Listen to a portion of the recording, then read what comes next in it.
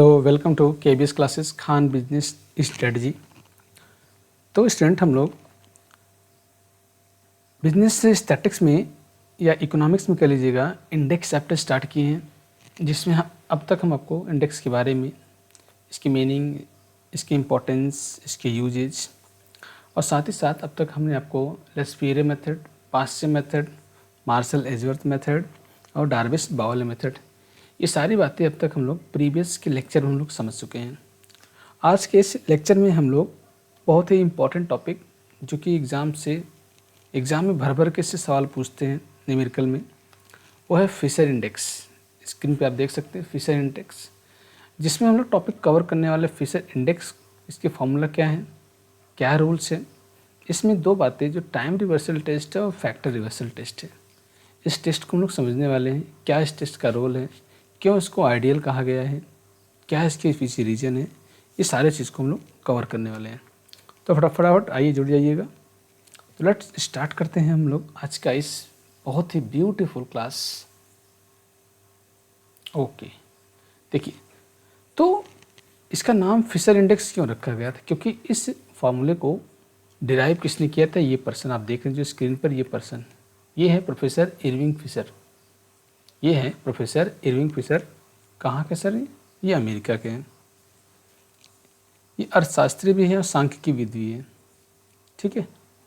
हाँ, इन्होंने ये फार्मूला कब डिराइव किया था, तो 1927 में, ध्यान रखिएगा स्टूडेंट, 1927 में इन्होंने, प्रोफेसर इरविंग साहब ने क्या किया था, इस फार्मूले को डिराइव किया था।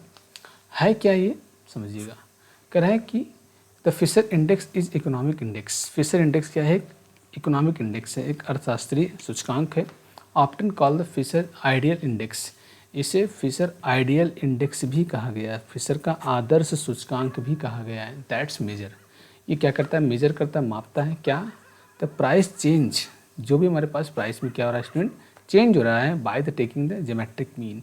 ये सबसे बड़ी बात ये है कि ये हमारा गुणोत्तर माप पर आधारित स्टूडेंट, ये हमारा क्या है, गुणोत्तर माप, जो हम लोग अब सेंट्रल टेंडेंसी में पढ़ चुके हैं, ज्योमेट्रिक मीन, उस पर क्या होता है, बेस होता है। कह रहा है that's measure the price change by the taking the geometric mean. ये ज्योमेट्रिक मीन के द्वारा जो भी प्राइस में चेंज हो रहा है उसको क्या करता है, मेजर करता है। इसके बाद कह रहा है आप द लेस्पियरे एंड पास्चे इंडेक्स, ठीक है। लेस्पियरे और पास्चे के द्वारा इन्होंने क्या किया है, इरविंग फिशर ने, जो हमारा लेस्पियरे का फार्मूला है और पास्चे का फार्मूला है, इन्हीं दोनों को लेकर मैंने आपसे पहले भी कहा था कि इस पूरे इंडेक्स में आपको जो लेस्पियर और पास्चे दो फार्मूले अगर कॉन्सेप्ट क्लियर कर लिए तो सारे फार्मूले उसी पर बेस्ड हैं, इन्होंने यूज किया था। फिर इसके बाद कराया it is the considered the ideal, इन्होंने इसको कंसीडर किया था ideal because it's correct for the biases. ये क्या था, जो बायसेस हमारे होते थे उनको क्या किया था, करेक्ट किया था, क्योंकि इसमें लेस्पियरे में और पास्चे में बायसेस बहुत ज़्यादा होते थे, तो इन बायसेस को उन्होंने क्या किया था, करेक्ट किया था। चलिए, of the both Laspeyres index, इन्होंने क्या, जो बायसेस इसमें हो रहे थे कि इसमें लेस्पियर इंडेक्स और पास्चे इंडेक्स, ठीक है, इन दोनों की कमियों को क्या किया था, इन्होंने दूर किया था। जो भी इसमें तमाम प्रकार की विसंगति या पक्षपात जो भी कर लीजिएगा, ये चीज़ होते थे, उन्होंने क्या किया था, इसको करेक्ट किया था। क्यों सर ऐसा हुआ था, क्योंकि दोनों क्या है, ज्योमेट्रिक मीन पर आधारित है। लेस्पियरे और इन्होंने पास्चे का रूट किया था, रूट में इन्होंने रख कर इसको सॉल्व किया था। By using a combination of base the correct, by using a combination of base and current आपका पीरियड क्वांटिटी, ध्यान रखिएगा। तो देखिए, इनका मानना था, प्रोफेसर इरविन साहब एक साइंटिफिक टाइप के पर्सन थे। इन्होंने कहा था कि बेस कुछ भी माना जाए, चाहे आप बेस भी माना जाए, चाहे करंट को बेस मान लिया जाए, तो उसका रेसिप्रोकल निकाल कर हम लोग टेस्टिंग करते हैं फैक्टर रिवर्सल टेस्ट में, टाइम रिवर्सल टेस्ट में, कि वैल्यू कुछ भी हो जाए, चाहे बेस किसी को मान लिया जाए, मान आपका वही आना चाहिए। अब आगे हम लोग सिद्ध भी करेंगे, भी टेस्टिंग करेंगे, क्यों इसका टीआरटी और एफआरटी बहुत फेमस है। तो आप समझ गए इसको फिशर इंडेक्स क्यों कहा गया था, क्योंकि इसको प्रोफेसर इरविंग फिशर ने 1927 में इसको डिराइव किया था, और इसे आइडियल इंडेक्स भी कहा जाता है। और ये पास्चे और लेस्पियरे के दोनों फार्मूले को बेस करके इसका स्क्वायर रूट करके इन्होंने इसको सॉल्व किया था, ठीक है। आइए थोड़ा सा और समझते हैं। देखो, ये इसका मेन पॉइंट है, करा वाई इट्स कंसिडर्ड आइडियल। इसे आइडियल इंडेक्स क्यों कहा गया? एग्जाम में पूछा गया क्वेश्चन है। इसे आदर्श, फिशर के सूचकांक को आदर्श सूचकांक क्यों कहा गया है? ये एग्जाम का पूछा गया क्वेश्चन है, इसलिए ये समझ लीजिए वेरी वेरी इंपॉर्टेंट है। ये हमारा क्या है, वेरी इंपॉर्टेंट है। कह रहा है the Fisher index is considered the ideal the several reason. कुछ इसके कारण हैं, बहुत से इसके कारण हैं जिस कारण से फिशर इंडेक्स को आइडियल इंडेक्स कहा गया है स्टूडेंट। तो सर क्या क्या वजह हो सकता है? पहला तो कह रहा है कि एवरेज द बायसिस। तो देखो, जो लस्पेयर और पासेज में बायसिस थी, उस बायसिस को उन्होंने क्या किया, दूर किया। प्रोफेसर इरविंग साहब ने कहा है इट करेक्ट द, हाँ पहला करा है एवरेज द बासिंग। इन्होंने क्या किया था, इसको करेक्ट किया था of the basing basis of the Laspeyres and Paasche index making the result is more accurate. मतलब कि फिशर साहब ने क्या किया था कि लस्पेयर और पासे का जो इंडेक्स था उसको उन्होंने क्या किया था, जो बायसिस थे उसको क्या किया था, करेक्ट किया था, जिससे हमारा रिजल्ट क्या हो, और ज़्यादा एक्यूरेट, और ज़्यादा विश्वसनीय हो, भरोसेदार हमारा फॉर्मूला। क्योंकि लस्पेयर में पासे में बायसिस का होने का चांस ज़्यादा होता था, तो उन्होंने क्या किया था, इस फार्मूले को थोड़ा सा डिराइव करके स्क्वायर रूट में रख कर इन्होंने क्या किया था, उसको सॉल्व किया था, जिससे बायसिस होने का चांसेस कम हो गया, और जिससे हमारा रिजल्ट क्या हुआ, बहुत ज़्यादा क्या हो गया, एक्यूरेट हो गया, पारदर्शिता आ गया, इसमें विश्वास आ गया लोगों का। इसके बाद कह रहा है यूजेज बोथ पीरियड। ध्यान रखिए, इन्होंने क्या किया था, इसमें दोनों जो भी हमारे पास टाइम पीरियड होते थे, चाहे बेस ईयर चाहे करंट ईयर। आपको मालूम होगा कि इंडेक्स को सॉल्व करने में हमें बेस ईयर और करंट ईयर, ठीक है, करंट ईयर का जो प्राइस हमारा होता है वो P1 होता है, और बेस ईयर का जो प्राइस होता है हमारा क्या होता है, P0। तो दोनों पीरियड को उन्होंने ध्यान रखा था। मतलब कि सर ये बेस ईयर जो हमारा होता था और ये जो हमारा करंट ईयर था, दोनों ईयर को उन्होंने ध्यान में रखकर इसको सॉल्व किया था। ये कर रहा है बोथ यूज पीरियड, कर रहा है it account for the quantity of goods from the both base and current period. यही मैं आपको समझा रहा हूँ कि इन्होंने क्या किया था कि जो भी हमारे पास बेस ईयर का या करंट ईयर का जो भी प्राइस, या बेस ईयर का जो भी हमारा क्वांटिटी, या बेस ईयर का बेस ईयर क्वांटिटी और करंट ईयर क्वांटिटी, सबको ध्यान में रखकर उन्होंने यूज किया था। फिर कर सेटिस्फाइज है आपका रिवर्सल टेस्ट। तो ये जो फिशर इंडेक्स है, इसकी सबसे बड़ी विशेषता ये है कि वो क्या करता है, सेटिस्फाई करता है, जो रिवर्सल टेस्ट होता है इसको वो सेटिस्फाई करता है। कर it is use both the time reversal test, TRT इसी को बोलते हैं स्टूडेंट, TRT फुल फॉर्म पूछा, time reversal test, yielding the same result when the base on the current period were shift. और इसके साथ साथ एक फैक्टर रिवर्सल टेस्ट जिसको हम लोग FRT बोलते हैं, FRT। तो दो इसमें टेस्टिंग हम लोग सीखने वाले हैं आज, एक टाइम रिवर्सल टेस्ट, दूसरा हमारा क्या फैक्टर रिवर्सल टेस्ट को क्या करता है, सेटिस्फाई करता है। एक ज्योमेट्रिक मीन पर बेस्ड है। ये कुछ हमारे ऐसे वजह हैं जिस वजह से फिशर इंडेक्स को क्या कहा गया student, ideal index. Fisher index को कुछ आइडियल इंडेक्स कहा गया, ठीक है। तो इस ये 2-4 पॉइंट आपके जो हैं इसको अपना नोट कर लीजिएगा आप लोग, एग्जाम में बहुत ज़रूरी है। चलिए स्टूडेंट, थोड़ा सा यहाँ पर आगे हम लोग और समझते हैं इसका है टॉपिक क्या है। लीजिए, बच्चों को कुछ कहना था सर, थोड़ा इंग्लिश के साथ साथ थोड़ा हिंदी का भी मैटर लाइए, तो उन्हीं को ध्यान में रखकर मैंने यहाँ पर कुछ हिंदी के मैटर को भी यहाँ पर रखा है। कह रहा Fisher index, Fisher index number को फिशर का आदर्श सूचकांक भी कहते हैं। फिशर का जो इंडेक्स होता है इसे आदर्श सूचकांक भी कहते हैं। जो लास्पेयर एवं पासे सूचकांक अलग अलग चीज़ें का क्या है, ज्यामितीय माध्य। मतलब कि यही मैं आपको कह रहा था कि लस्पेयर और पासे का जो इंडेक्स है उसका क्या है, ज्योमेट्रिक आपका मीन है, ज्योमेट्रिक मीन होता है। यह किसी वस्तु अथवा सेवा के मूल्य में, यानी कि जो भी अभी आप ये जो आप लिखे हैं यहाँ पर, ये देखिए, ये कहाँ गया, ये जो आप टॉपिक यहाँ देखे हो, इसी का हिंदी रूप समझो, इसी का क्या है, ये हिंदी रूप है, ठीक है स्टूडेंट, इसी का क्या है, हिंदी रूप है।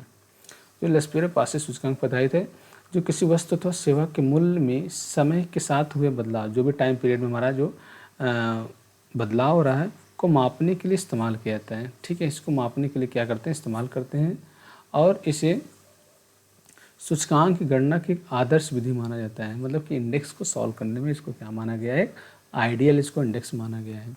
इसकी गणना करने में आधार वर्ष और वर्तमान वर्ष, मतलब कि बेस ईयर और करंट ईयर, दोनों की कीमतों और मात्रा, मतलब कि कीमत मतलब P की बात कर रहा है, और मात्रा मतलब Q की बात कर रहा है, को शामिल किया जाएगा। मतलब ध्यान रखिएगा, सबसे बड़ी बात ये बेस और प्लस करंट,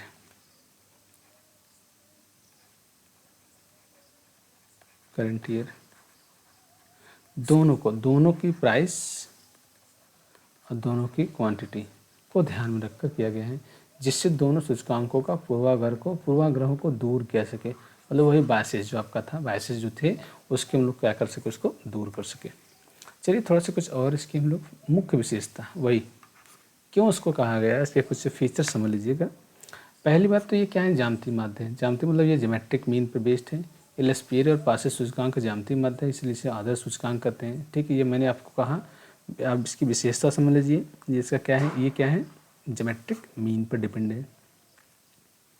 दूसरा इसका फीचर क्या करा है कि परिवर्तनशील भार होता है। ठीक है, ये आधार वर्ष और वर्तमान वर्ष दोनों की वस्तुओं और सेवाओं की मात्रा को भार के रूप में यूज करता है। मतलब बेस ईयर जो हमारा होगा और करंट ईयर, जो दोनों की जो हमारी क्वांटिटी होगी, जो दोनों की क्वांटिटी होगी उसको वेट के रूप में ये क्या करता है, यूज करता है, वेट के रूप में, भार के रूप में। अब इसका मतलब समझाते हैं न्यूमेरिकल में। क्या करें, पूर्वाग्रहों का सुधार, मतलब जो भी बायसेस थे हमारे, जो भी हमारे पास इसमें बायसेस थे उसमें क्या किया गया, इम्प्रूवमेंट किया गया है। जो भी लेस्पियर सूचकांक की ऊपरी ओर और पासे के निचली ओर के झुकाव को क्या सही करता है। मतलब कि ध्यान रखिए, आप देखो ये आपके लेस्पियर साहब जो थे, इन्होंने क्या किया, समेसन P1 Q0 और अपान समेसन P0 Q0 पर फोकस किया था। मतलब इनका मानना था कि जो हमारा बेस ईयर की जो क्वांटिटी है उसी पर फोकस किया था। पासे ने क्या किया था, कराए summation P1 Q1 upon summation P0 Q1 into 100। पासे ने क्या किया था, करंट ईयर के क्वांटिटी पर बेस किया था।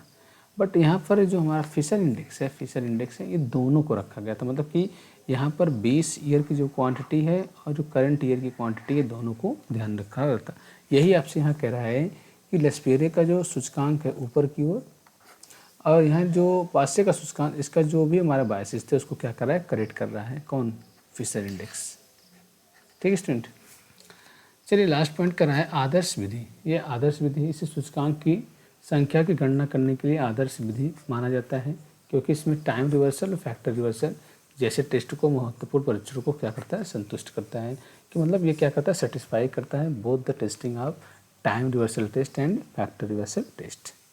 ठीक है स्टूडेंट, लो भाई हिंदी मीडियम वाले बच्चे, चलिए थोड़ा सा हम लोग अब समझते हैं ये फिशर इंडेक्स का फॉर्मूला क्या है। फिशर इंडेक्स का फार्मूला क्या है, देखो अब यहाँ पे कह रहा है फार्मूला फिशर इंडेक्स का, कह रहा है रूट में कह रहा है समीशन P1 Q0। ध्यान के स्टूडेंट यही तो आपका है, समीशन P1 Q0 और अपान कह रहा है समीशन P0 Q0। ये सब रूट में, ध्यान के स्टूडेंट ये सब क्या है, रूट में। अच्छा ये रियल में अगर आप चेक करोगे तो है क्या, इस सारी तो लेस्पियर है, बिल्कुल सही बात है, आप पहचान ली लेस्पियर है। और इसके बाद ये कह रहा है समीशन P1 Q1 अपान समीशन P0 Q1। ये कौन हो गए सर, ये हो गए आपके पास से सब हो गए। इसको सॉल्व कर दो, रूट के बाहर क्या रहेगा आपका, 100 से मल्टीप्लाई कर दो, दैट्स ऑल। यहाँ पे 100 से मल्टीप्लाई रहेगा। और आपको मालूम होगा P1 क्या होगा, करंट ईयर की प्राइस होगा, P0 हमारा क्या होगा, बेस ईयर का प्राइस, Q1 क्या होगा, करंट ईयर का क्वांटिटी, और Q0 क्या होगा, बेस ईयर की क्वांटिटी। ये तो आपको ऑलरेडी पहले मैंने बताया था आपको। ठीक है स्टूडेंट, चलो आगे बढ़ें। तो लो स्टूडेंट, एक क्वेश्चन लेते हैं हम लोग। मैं सबसे पहले हम लोग यहाँ समझेंगे फिशर इंडेक्स कैसे निकालेंगे। फिशर इंडेक्स निकाल लेंगे, इसके बाद हम लोग समझेंगे इसका टाइम रिवर्सल टेस्ट और फैक्टर रिवर्सल टेस्ट। ठीक है स्टूडेंट, तो आइए पहले हम लोग इस क्वेश्चन को सॉल्व करके देखते हैं कि इसका फिशर इंडेक्स क्या आएगा। इसका फिशर इंडेक्स क्या आएगा स्टूडेंट। चलिए, तो आर्टिकल्स कुछ दिए हैं, आर्टिकल हो सकते हैं, आइटम हो सकते हैं। प्राइस दिया 2002 का, क्वांटिटी 2002 का। तो स्टूडेंट ये जो आपका मैटर है, ये देखो,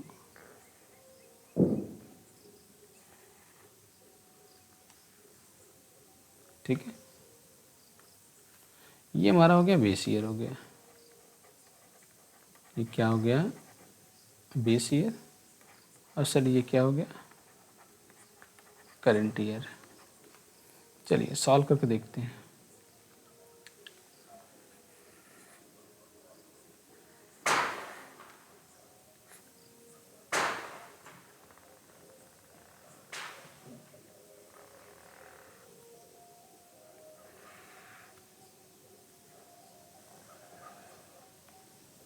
सबसे पहले निकालते हैं summation P1 Q0 summation P0 Q0, फिर समेसन P1 Q1, फिर समेसन P0 और Q1। ये दो आपके हो गए क्या, लसपेरे, ये पास से हो गए।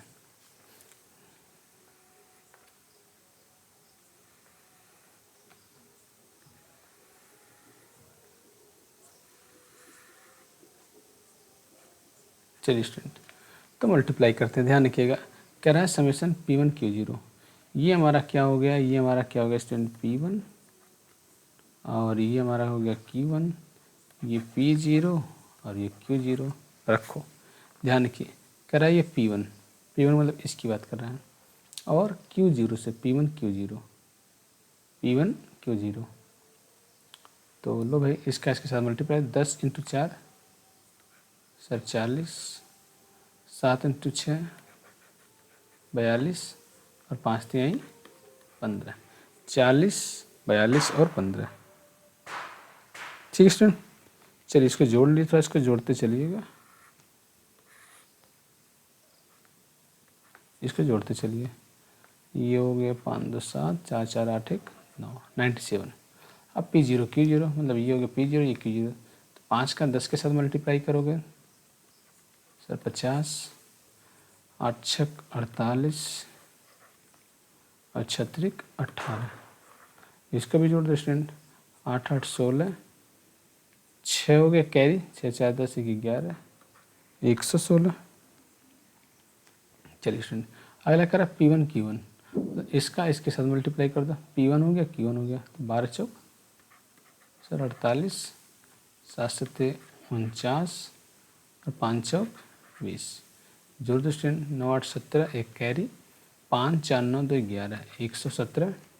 अब लास्ट हमारा क्या P0 Q1, तो भाई ये हो गया P0, ये हो गया हमारा Q1, तो 12 × 5 12 25 60, 7 8 56 और 6 × 4 ये हो गया 24, तो 6 4 10 7 5 12 2 14 140। ठीक है स्टूडेंट, लो भैया राइट्स हो गया, सॉल्व करो। तो फिशर इंडेक्स साहब, ये फिशर का इंडेक्स रखो मान, देखो फिशर का इंडेक्स क्या रहा है, summation P1 Q0 upon summation P0 Q0 into summation P1 Q1 upon summation P0 Q1। बस स्टूडेंट इसी को रख दो, सॉल्व कर दो। तो P1 Q0 ये हो गया 97, ये हो गया आपका 116 इंटू P1 Q1 ये हो गया इसका मान 117 अपान 140। स्टूडेंट कड़ी के बाहर क्या है 100, बस इसी को सॉल्व कर दीजिए, आपका मान निकल जाएगा। ठीक है स्टूडेंट, तो 97 में 116 से डिवाइड करिएगा, तो 97 में जब 16 से डिवाइड करेंगे 116 से, तो आ रहा है ये 0.84 इंटू, इसी प्रकार इसका 117 में जब 140 का डिवाइड करेंगे तो भी स्टूडेंट सेम आ रहा है, चलिए कोई बात नहीं, 0.84 रूट के बाहर 100, अब रूट से जब तोड़ेंगे तो एक बाहर आ जाएगा 0.84, 100 से मल्टीप्लाई करोगे तो आपका आंसर आ गया 84। ये आपका आंसर क्या आ गया, फिशर इंडेक्स 84। परसेंट में होता है, परसेंट लगता नहीं है, तो ऑलरेडी आपका आंसर कितना आ गया 84। ये स्टूडेंट हमारा क्या है फिशर इंडेक्स। इस फार्मूले को ध्यान से समझिएगा, इस फार्मूले को अच्छे से आप नोट कर लीजिएगा, ये फार्मूला।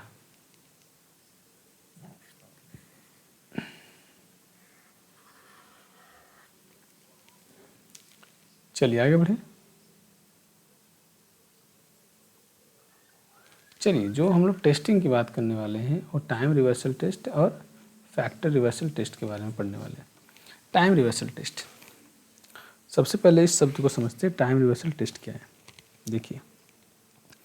देखिए स्टूडेंट, प्रोफेसर इरविंग साहब थे, इनका ये मानना था कि इंडेक्स की खासियत होनी चाहिए, इंडेक्स की खासियत होनी चाहिए। सर क्या खासियत होनी चाहिए? कि सूचकांक को गणना करते समय या सूचकांक को कैलकुलेट करते समय एक ऐसा फार्मूला होना चाहिए जो तुलनात्मक विवेचना करे, कंपैरेटिव क्या करे, वो एनालिसिस करे, जो दोनों बिंदुओं को एक समान अनुपात में, मतलब कि जो लेस्पियरे साहब थे और पासे साहब थे, उनका जो बेस ईयर था, जो करंट ईयर था, दोनों को क्या कर सके, दोनों बिंदुओं के बीच में क्या हो, एक समान अनुपात को ही व्यक्त कर सके। अर्थात चाहे दोनों में से किसी को भी आधार मान लिया जाए, दोनों में से किसी को भी आधार मान लिया जाए, ठीक है। मतलब गणना करते समय इंडेक्स चाहे पीछे की ओर गणना करें, चाहे हम आगे की ओर गणना करें, उसका क्या होना चाहिए, ध्यान रखिएगा, रेसिप्रोकल होना चाहिए। क्या होना चाहिए? रेसिप्रोकल,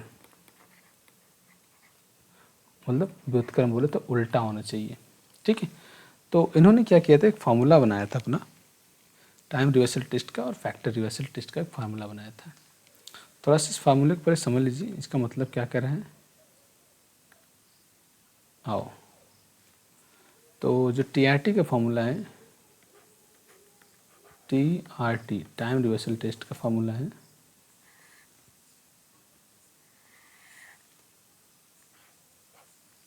देखो पहले आप याद कैसे करोगे। सबसे पहले हम लेस्पियरे का फार्मूला लिखो sir, summation P1 Q0 upon summation P0 Q0, ये रखो मल्टीप्लाई। फिर लेस्पियरे का हो गया, पासे के रखो सर, पासे की याद, summation P1 Q1 upon summation P0 Q1। ये आप फार्मूला आपने रख लिया, ये आपने क्या किया, फार्मूला रख लिया, ठीक है स्टूडेंट। अब इसी का रेसिप्रोकल निकाल दो। रेसिप्रोकल मतलब जो अंश का हर में कर दीजिए, हर का अंश में कर दीजिएगा, मतलब इसका इनोमीटर को डिनोमिनेटर, डिनोमिनेटर को इनोमीटर कर दीजिए, ये उल्टा कर दीजिए। ये क्या हो जाएगा, समेसन P0 Q0, इसी का उल्टा कर, ये ऊपर जाएगा, ये नीचे आएगा, अपान समेसन P1 Q0। ध्यान रखिए स्टूडेंट, यही चीज़ आपको करना है। इसी प्रकार इसको करो, summation P0 Q1 upon summation P1 Q1, और इसको ओवरऑल सारे प्रक्रिया को आप सॉल्व करोगे तो आपका आंसर एक ही आएगा। ध्यान रखिएगा, आपका आंसर कितना आएगा, एक ही आएगा, ठीक है स्टूडेंट। आपका आंसर कितना आएगा, एक ही आएगा। ये TRT का फॉर्मूला करता है। आप चाहें तो इसको सिद्ध करके देख सकते हैं, आप इसको चाहें तो सिद्ध करके देख सकते हैं, जो मैंने अभी क्वेश्चन सॉल्व किया है। तो थोड़ा देख लेते हैं हम लोग। तो 97 116 है, रखो यहाँ पर, ये है 97 अपान 116, और ये क्या था स्टूडेंट, वो भी चेक कर लीजिए सर, 117 140। तो स्टूडेंट 117 अपान 140। अब इसी का रेसिप्रोकल कर दीजिए, ये 116 अपान 97, और ये हो जाएगा 140 अपान 117। बस इसी स्टूडेंट, इससे ये कैंसिल हो जा रहा है, 97 से 97 कैंसिल हो जा रहा है, सारी संख्या क्या हो जा रही है, एक दूसरे से क्या अपोजिट रेसिप्रोकल से कट जा रही है। तो रियल में क्या बचा, रियल में बचेगा सर रूट में 1, मतलब 1, आपका आंसर आ जाएगा। यही था आपका टाइम रिवर्सल टेस्ट, ठीक है स्टूडेंट, यही आपका क्या था, टाइम रिवर्सल टेस्ट आपका था। अब फिशर साहब ने एक टेस्ट और कहा था कि यानी कि फैक्टर रिवर्सल टेस्ट में इनका ये मानना था कि जो भी हमारा लेस्पियरे और पासे का फॉर्मूला यूज किया गया है, उसका जो भी लास्ट में जो सोल्यूशन निकलेगा वो हमेशा क्या कहलाएगा, वो ध्यान रखिएगा, वो करंट ईयर की प्राइस और करंट ईयर की क्या रहेगी, क्वांटिटी, ये हमारा क्या रहेगा। और करंट ईयर की प्राइस और करंट ईयर की क्वांटिटी में बेस ईयर की प्राइस और बेस ईयर का क्वांटिटी, ये एक दूसरे के आएंगे, बटे के रूप में आएंगे, एक दूसरे के आएंगे, बटे के रूप में आएंगे, ठीक है स्टूडेंट। तो मतलब फिशर साहब का मानना था कि जिस प्रकार हमारे सूत्र, मतलब कि जो भी हमारा फार्मूला है वो ऐसा होना चाहिए, पारस्परिक रूप से अगर हम परिवर्तन कर दें तो परिणाम जो हमारा आना चाहिए, जो अगर मानों का बदलाव कर दिया जाए तो बदलाव करने के बाद जो वैल्यू ऐसा हो, वो क्या हो, रेशियो के रूप में हो। कैसा रेशियो हो कि मतलब करेंट ईयर और बेस ईयर के बीच का रेशियो बन जाए। तो जो FRT का फार्मूला कहता है स्टूडेंट,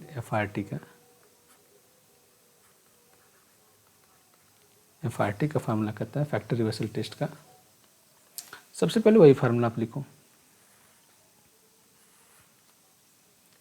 मैं थोड़ा सा कलर चेंज कर दे रहा हूँ यहाँ से।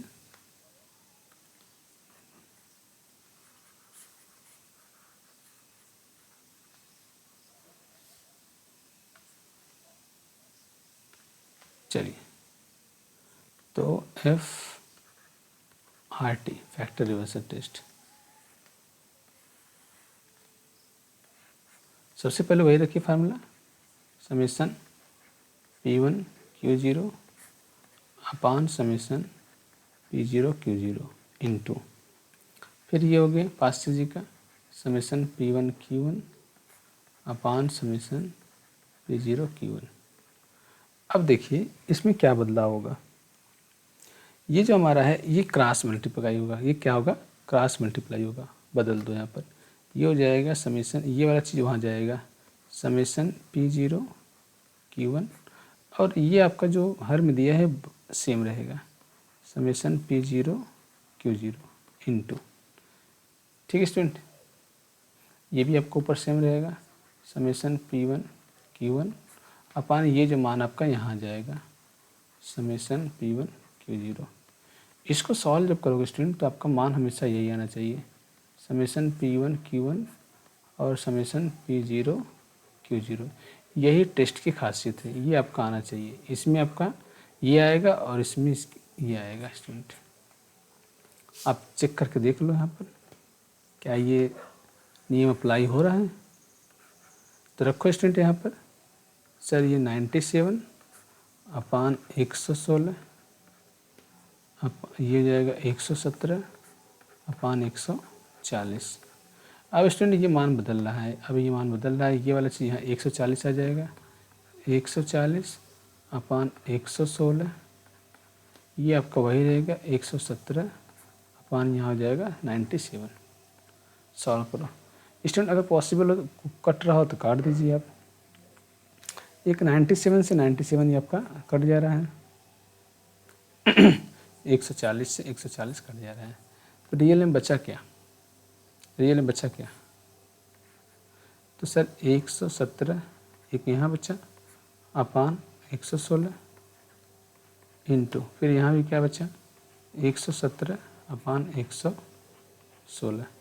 अब चूँकि दोनों रूट में है, ये दोनों रूट में है, अगर इसको रूट से निकाल दें, इसको रूट से निकालें हम लोग, तो स्टूडेंट क्या बनेगा, इसका रूट से निकालें तो सर आएगा 117 अपान 116।